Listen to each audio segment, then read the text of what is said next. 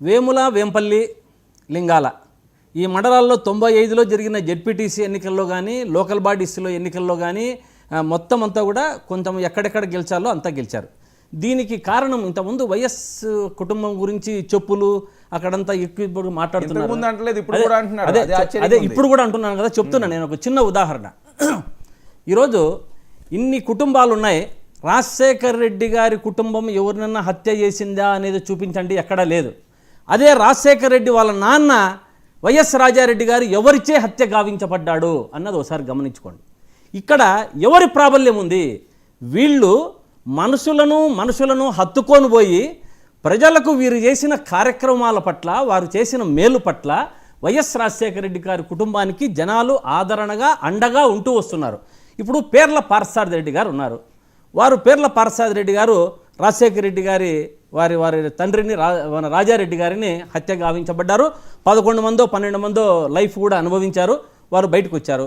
వారిలో ఎవరినైనా సరే ఈ రాజశేఖర రెడ్డి కుటుంబం టచ్ చేసిందా? బాగా గుర్తుపెట్టుకోవాలి, టచ్ చేసిందా? హత్యలకు కానీ వారి మీద దాడులకు కానీ పాల్పడిందా? ఇంతవరకు ఎక్కడా దాడులకు పాల్పడింది కానీ వారిని టచ్ చేసింది కానీ లేదు. అట్లా ఉండింటే వాళ్ళు ఎన్నికల్లో పాల్గొంటారా? అట్లా ఉంటే వాళ్ళు ఎన్నికల్లో పాల్గొని గెలుస్తారా? లింగాల కానీ మన దీని దగ్గర ఇది లింగాలలో కానీ ఇంకొక చోట ఒక 2-3 చోట్ల గెలగొట్టినారు కదా, వేంపల్లిలో కానీ. ఏమన్నా పేర్ల పార్థసారథి రెడ్డిని అడగండి, చెప్తారు. దాడి జరిగిందా వారి మీద? ఇంకొకటి అంతెందుకు, నిన్న బీటెక్ రవి చెప్పాడు. బీటెక్ రవి గారు ఒక ఏబిఎన్ ఇంటర్వ్యూలో చెప్తూ, జగన్ అనుకుంటే నన్ను అర్ధగంటలో లేపుతాడు, కానీ ఎందుకు లేపడం లేదో అన్నాడు. అంటే హత్యా రాజకీయాలు జగన్మోహన్ రెడ్డి గారి ప్రవృత్తి కాదు, వారు ఆ పని చేయరు. ప్రజల ఆదరణ, ప్రజలకు మేలు చేయడమే వైఎస్ కుటుంబం యొక్క లక్ష్యం అనేది గుర్తుపెట్టుకోవాలి.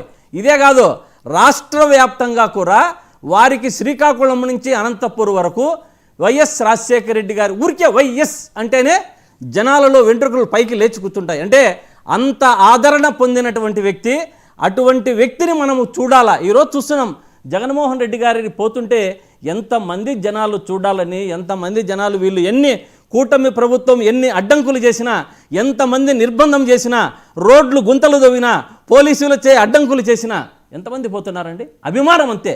వాళ్ళ నాన్న కానీ రాజశేఖర రెడ్డి గారు, రాజారెడ్డి గారు చేసిన మేలు, జనాలకు చేసిన మేలే అదని నేను తెలియజేస్తున్నా. ఇంకోటి, డిఎస్పీ గారు పోలీసులు అన్నారు.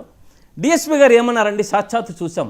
మా వారు పోయి ఏం చేశారు, అందరూ ఇట్లా జరుగుతున్నాయి, దాడులు జరుగుతున్నాయి చూడండి అన్నారు.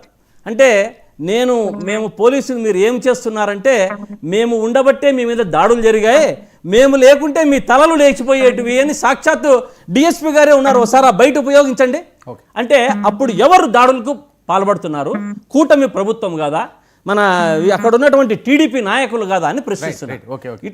ఇటువంటివన్నీ అభూత కల్పనలు మీరు సృష్టించి వైఎస్ఆర్ కుటుంబం మీద ఎంత దుష్ప్రచారాలు చేసినా రాష్ట్రంలో ప్రజల హృదయాల్లో ఉన్నటువంటి జన నేతలు వైఎస్ రాజారెడ్డి గారు కానీ, వైఎస్ జగన్మోహన్ రెడ్డి గారు కానీ, వైఎస్ రాజశేఖర రెడ్డి గారు కానీ, ఇది వీళ్ళు చేసిన ప్రజలకు చేసిన మేలు ఎవరు మర్చిపోలేరు అనేది గుర్తుపెట్టుకోవాలి. ప్రశ్న అడిగారు,